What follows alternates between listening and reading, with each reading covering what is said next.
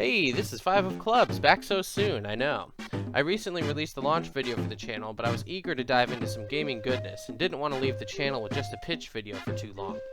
With so many different ideas of where to start, it was difficult to settle on one for my first playthrough. When you consider the size of the collection I'm working with here, you might understand why. One series I'm planning to do is called Simpleton Solos, a series in which a simpleton plays one of his favorite board games. Solo games are some of the most fascinating games to me. I was unaware of any solo board games until a few years ago, solitaire notwithstanding. I figured any board game you wanted to play by yourself would require you to play as competing players. I remember trying to improve my chess skills growing up for chess club by playing against myself when I lacked an opponent. You dork. Go back to the chess club. Who's laughing now? Yes, I was in the chess club. Unfortunately, I'm a simple man. Such a feat was beyond my capability. I couldn't manage to separate my subconscious knowledge of the other player's situation enough to make it feel fully organic. I couldn't figure out how to effectively outsmart myself or lure myself into a ruse. The first true solo board game I learned about was Friday, a solo adventure game with a loosely based Robinson Crusoe theme. Additionally, it was also the first game I'd seen with in-game deck progression mechanics, so I was impressed on multiple fronts. To this day, it's still one of my favorite solo board games due to its simple yet satisfying gameplay loop and travel-friendly design. As such, I settled on it being a fitting entry for the first episode of Simpleton Solos. So let's set out with our wits, weapons, and a little luck to take on the island threats in Friday. Now, I could spend a good deal of time explaining all the rules and keywords and whatnot, but I believe the game is simple enough that a brief overview will suffice to get you up to speed with the general flow of the game. After you see a few turns, I'm confident you'll have the crux of it down. I'll do my best to explain my rationale and abilities throughout the course of the game to fill in any gaps. In Friday, you are tasked with overcoming the perils of an uncharted island, learning and growing along the way toward a showdown with invading pirate forces. The way the game presents this journey is through a deck of hazard cards that represent the threats of the island, from broken rafts to cannibals. Each turn, you draw 2 hazard cards from the hazard deck and choose one to encounter. Each hazard card imposes a certain challenge value as outlined on the card that must be addressed by the player in order to proceed, as well as a number of allotted card draws for the player to address the challenge with. Your Robinson deck is comprised of shuffled value cards that will be applied to each hazard's challenge when drawn from the deck. The goal is to have your Robinson card value match or exceed the hazard's challenge value when added together. If you succeed in a challenge, you flip the card over to its Robinson side and add it to your discard pile, which will later shuffle into your deck and grant you access to that card going forward. If you fail a challenge, you lose food tokens, this game's equivalent to health points, equal to the value deficit by which you fell short. If you lose too many food tokens, you'll lose the game. As the game proceeds, the challenges will increase in difficulty, but ideally your deck will grow in a manner sufficient to keep up with the island's demands. I'll explain any other oddities and intricacies as they occur during gameplay, but before we hit the sandy beaches, let's review the Simpleton strategy. Now, the decisions in this game can vary depending on the board state, so the Simpleton strategy is not necessarily a list of rigid rules to follow. The code is more what you'd call guidelines than actual rules. Instead, I view it as a framework to keep in mind when evaluating decisions in the game. Part 1. Don't die. It sounds simple enough, but it can be tougher than you'd expect sometimes. One leading aspect of this is knowing when to let a hazard go instead of overcommitting to it. You may win the battle for that card, but you will lose the war of attrition against the hazard deck if you aren't careful. Part 2. Stick with the lowest value hazard cards in the green difficulty tier. For a decent chunk of the green tier, you'll only have your starting deck, which is mostly made up of zeros and negative ones. Best not to pursue more lofty ambitions until you're ready. Part 3. The decision flow of the game is sort of like shifting gears in a manual transmission car. It's a shifting balance of starting out safe, then knowing when and how hard you can push. After playing for a while, you'll get a feel for when to shift to a higher gear and when to shift to a lower one. And lastly, Part 4. Don't die.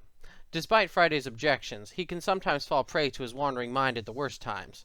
Sometimes Friday will get distracted in situations like facing down a violent horde of bloodthirsty cannibals. Really, Friday? Is dire mortal threat just not enough to keep your attention? Inversely, Friday will sometimes commit his greatest resources to the most mundane tasks. It's how he rolls, and I'm not here to judge. Now let's hit the island before Friday decides to employ that spear on me. Alright, so here we go. We are ready to get rolling. Hopefully the island will be merciful to us today, but we'll have to dive in to see. Like I covered before, we'll start with drawing 2 cards for the hazard deck, choosing one to keep. Per the Simpleton strategy, we are going to try to keep to the lower value numbers. In this case, let's go ahead and start with a 0 card, because we have no idea what order our Robinson cards are coming in, so let's find out. Oh boy. Okay, well, off to quite a start. Normally it's quite a mystery where our most powerful card in the deck is, but it's not a mystery here, is it?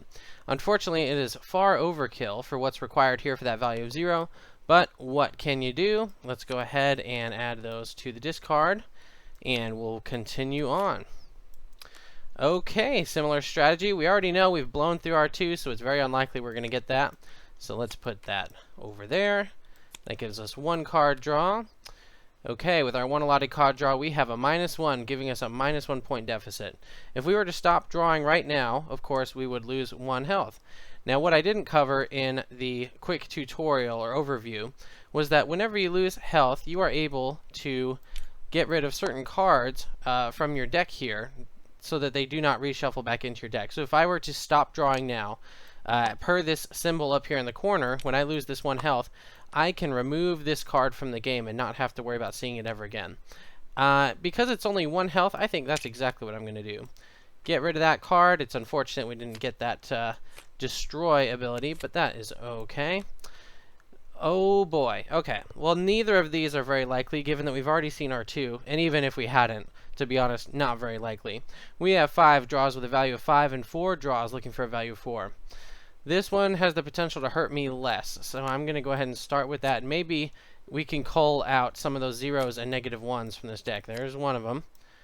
Okay, 2, 3, and our 4 allotted draws. Okay, this positive one cancels out the -1, so we are at a flat value of 0. We did get our 1 and only power card already, which is Eating. If you exhaust it, you are able to return 2 life tokens to your collection, so we are now at 21 health, which is good because we're about to take 4 damages. Now, using 2 of those 4 damages, 1, 2, 3, and 4, we can get rid of this -1 and this 0. That's a 0, so it doesn't help as far as giving you value toward objectives, but it does give you the ability to heal, which is quite a boon. So I'm going to go ahead and keep those other 2. You don't have to destroy all the cards if you don't want to. Okay, 2 more cards. Here we go. Alright, we've already seen a number of our 1s and our 2, so I'm going to probably play it safe with this 0 for right now. Let's see what we get. That is indeed a 0, so we successfully earned this card, which is going to help us recover some of the life we lost eventually. Okay. This is one of my favorite cards. I think honestly it's one of the most powerful cards in the game. It allows you to exhaust it to draw 2 cards from your deck for free when working towards a challenge. And it also is a value 0, which is pretty easy to meet under most circumstances. Except this one, obviously, because we're now at a -1 and we're out of our allotted draws. The other thing that you can do with health points, if you want, is you can spend 1 health point to draw another card and basically try to push to find the cards to complete those challenges. And you can do that as many times as your health pool permits, or as many times as you really just want to, until such a time as you've run out of health. I hate to let this one go, but because we've already seen our 2 and a number of our 1s, I think I'm going to have to, because we don't want to push too hard this early in the game. Oh, but, sorry, I didn't mean to do that. We are going to have a 1 health deficit, which means we lose 1 HP, but we are able to get rid of that -1 card, so it's not an entire loss. Okay. Here we go. 2 more cards. We have 2 draws looking for a value 1, 4 draws looking for a value of 4. Very unlikely that we're going to get that, so let's go ahead and see what happens with this one. Hopefully, if nothing else, we can just get rid of some of these valueless cards. Indeed. So we are at a point deficit of 1 because it's a 1 requirement and we are at a score of 0. So we'll lose 1 health and I'll get rid of 1 of these weak cards. Okay. Proceeding on. Okay, so now we actually have a tie here. Both of them give you 1 allotted card draw for a score value of 0. When this happens, I generally look at the abilities offered by both cards and decide looking upon those, which of those appeals more to me. We have +1 life, which is good because we have been losing more life than I'm comfortable with, but we also have 2 exchange, which when you apply this to a challenge and use that ability, allows you to take cards that are applied to the challenge, let's say a -1, discard that card and draw a brand new card from your deck, which could help you get rid of some of those zeros and -1s, and even worse later in the game when you get aging cards that make it that can range anywhere from -1, -2, even all the way up to -5 on the extreme end of things. So I'm going to go ahead and go for the exchange card. I'm pretty confident we can get a 0, but let's find out. Okay, yep, we got a +1. I hate to bust it on a 0, but I'm happy it wasn't a -1. Another tie here. We have 2 allotted draws, 1 score value on each. This will both give you 1 point towards future challenges, but we also have a below the pile ability and +1 life. +1 life is pretty straightforward. Below the pile, when you exhaust that, one of the cards that you've applied to a challenge, you are able to exhaust this card and tuck it at the bottom of your deck, which means that you'll see it a second time before the reshuffle. Basically, that allows you to get 2 uses out of a card potentially per shuffle, which is very nice.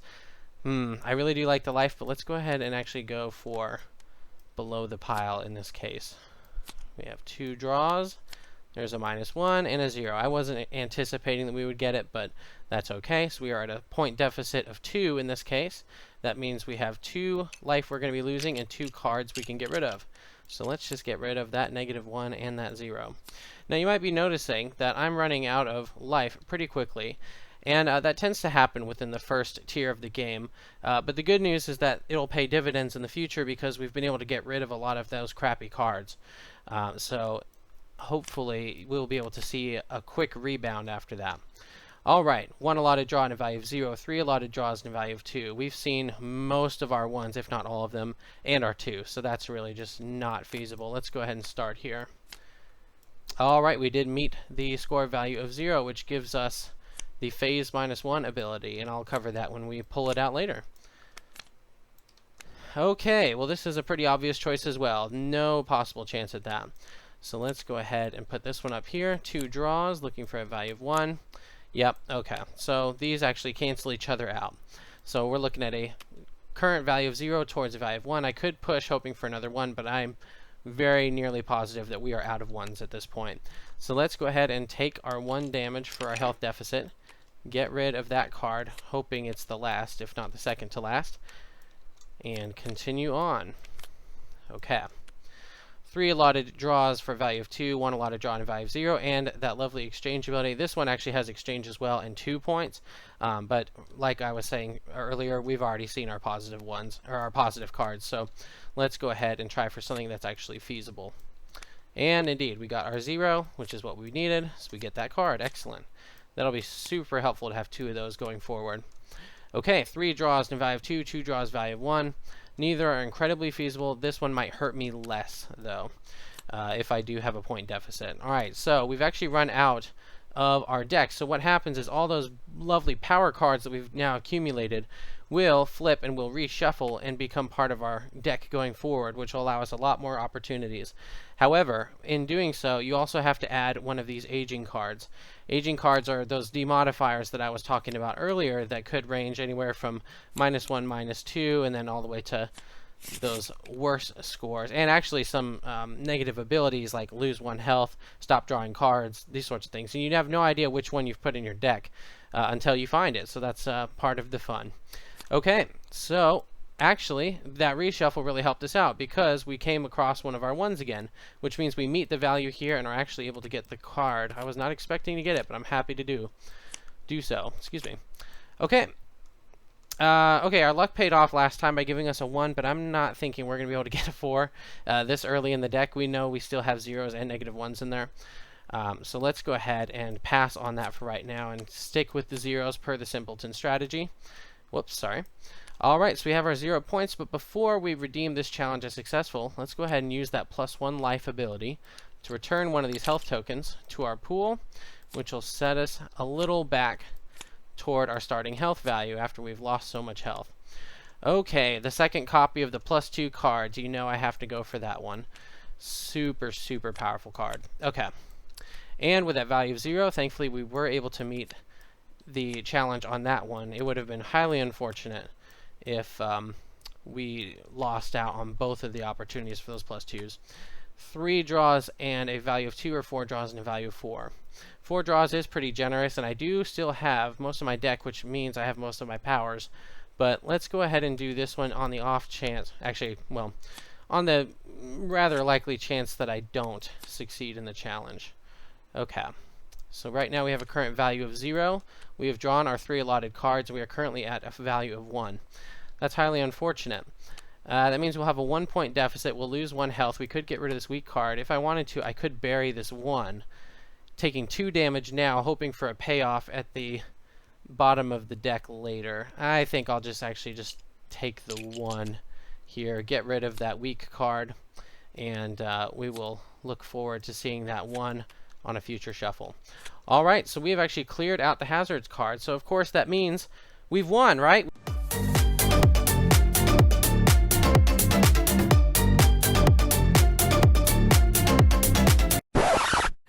Good. You survived the first test, but I have some bad news. What? You're going back. What? Bye. Indeed, that was only stage 1 of this gauntlet. Poor Friday still has 2 island stages and a slew of pirates ahead of him. Returning to the car analogy from before, as the game goes on, the island will also shift into higher gears, much like the player does. That means that it is now time to escalate the threat of the island. We were, up to this point, using that green number as the basis for our challenges. Now, we're going to be competing to try to meet or exceed those yellow values, which are, in some regards, substantially higher. Hopefully, the amount of powers and additional point cards that we have in our decks will allow that to be more feasible than it would have been earlier in the game. We'll check back in with Friday in the next episode to see how he fares against the yellow threat tier. For now, I hope you enjoyed this episode of Simpleton Solos. We'll see you next time.